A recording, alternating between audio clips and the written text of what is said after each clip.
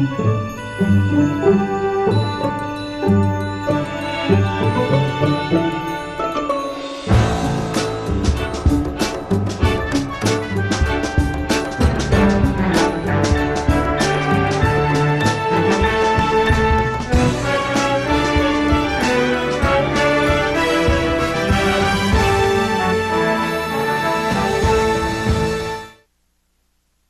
I'm Robert Osborne.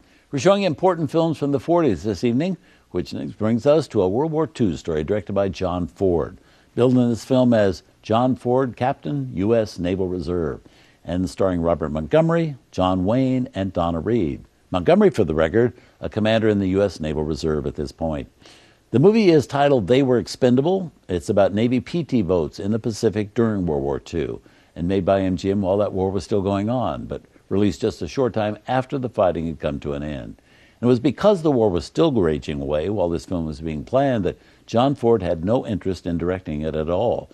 For much of the war, Ford was Captain John Ford, U.S. Naval Reserve, and on active duty as the chief of the Navy's Field Photographic Branch. He was not about to leave his post during wartime to make a movie, any movie.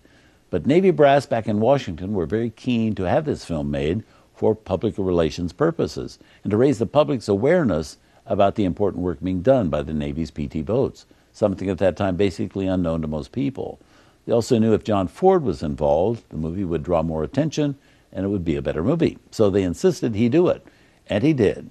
And soon, true to usual John Ford behavior, he became completely absorbed in the project.